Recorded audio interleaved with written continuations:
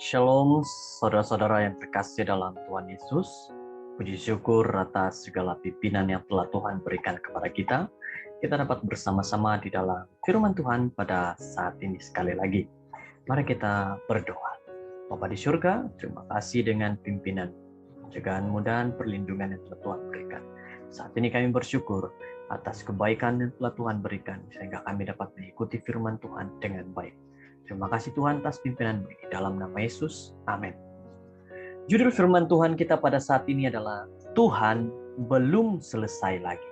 Dan ayat renungan di dalam Filipi 1 ayat 6 berkata, akan hal ini aku yakin sepenuhnya,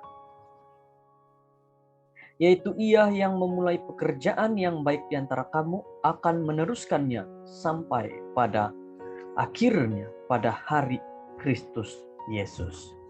Saudara-saudara, Ia mengambil masa untuk bertumbuh. Pokok-pokok boleh mengambil bertahun-tahun sebelum mereka mulai menghasilkan buah. Sama seperti pokok, anak-anak mengambil masa untuk bertumbuh. Dalam kesibukan membesarkan mereka, kita boleh terlepas pandang akan kenyataan itu. Kita perlu memberikan mereka semua masa yang mereka perlukan untuk bertumbuh tanpa menjadi tidak sabar. Saudara-saudara, tahun-tahun zaman-zaman kanak-kanak adalah sangat berharga dan berlalu begitu cepat sehingga kita perlu menghargai mereka dan tidak meletakkan harapan-harapan yang tidak realistik kepada anak-anak kecil. Ia juga benar untuk anak-anak kita yang lebih tua. Saudara-saudara, kita bergelut dengan kelemahan kita sendiri dan cenderung untuk bersikap keras terhadap diri kita sendiri. Melupakan bahwa Tuhanlah yang memulakan pekerjaan pertumbuhan ini dalam hidup kita. Dan apa saja pekerjaan yang Tuhan mulakan, Dia akan selesaikan dan menyelesaikan dengan sebaik-baiknya. Kita harus bertumbuh dan menjadi matang secara rohani sepanjang hayat kehidupan kita. Begitu juga dengan anak-anak kita. Kita perlu melepaskan harapan-harapan yang tidak adil yang kita ada bagi mereka dan memberikan kepada Tuhan masa dan ruang yang Dia perlukan untuk melakukan pekerjaannya dalam kehidupan mereka.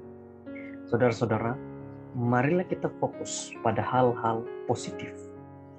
Walaupun kita tidak buta terhadap bidang-bidang di mana mereka perlu bertumbuh, marilah kita mencari bidang-bidang di mana kita melihat pertumbuhan itu berlaku dan mengambil masa untuk mengesahkan itu dalam diri anak-anak kita.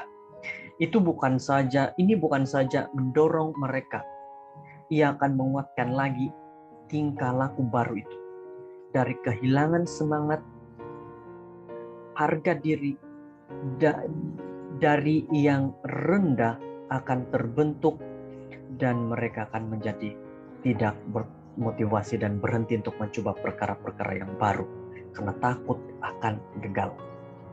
Saudara-saudara, apabila mereka gagal, ingatkan bahwa mereka adalah melalui kegagalan kita akan belajar sesuatu.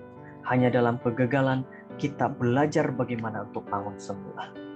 Satu kenyataan yang sangat baik, satu hal yang sangat-sangat dapat memberikan kita nasihat bahwa dari kegagalan kita dapat belajar hal yang baik.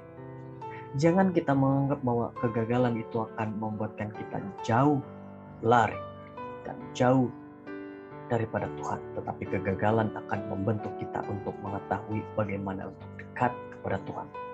Saya bersyukur karena saya melayani Tuhan yang tidak pernah putus asa dengan saya. Dan kita tidak sepatutnya berputus asa dengan anak-anak kita. Ayat di atas ialah sebuah janji yang meyakinkan bahwa Tuhan tidak akan berhenti sampai Dia selesai. Kristus terus bekerja di hati saya dan dengan sikap-sikap saya dari hari ke hari. Dia mengasihi saya dan terus-menerus mengampuni saya dan membesarkan saya bermula lagi. Saudara-saudara, itu adalah satu berita yang luar biasa bagi anak-anak kita. bahwa belum selesai segala-galanya. Bahwa kita harus datang kepada Tuhan. Saat gagal kita bangkit untuk bergerak lagi dan berjalan lagi. Saudara-saudara, Tuhan yang dikasihi, tolong bantu aku untuk mengamalkan kesabaran dengan anak-anakku. Aku mempercayaimu untuk menyudahkan pekerjaan yang Engkau telah mulakan di dalam mereka dan di dalam aku. Jadi inilah firman Tuhan kita pada saat ini. Mengajar kepada kita supaya jangan kita putus asa. Tetapi ingatlah bahwa Tuhan telah memulakan suatu pekerjaan yang baik dalam diri kita dan menyudahkan hingga ada kedatangan Tuhan. Mari berdoa. Ya Tuhan di surga, kami bersyukur dengan firman begitu baik mengajar kepada kami untuk terus sadar bahwa Tuhanlah satu-satunya yang sentiasa bersama dengan kami. Terima kasih, biarlah menjadi satu nasihat bagi kami. Dalam nama Yesus, amin.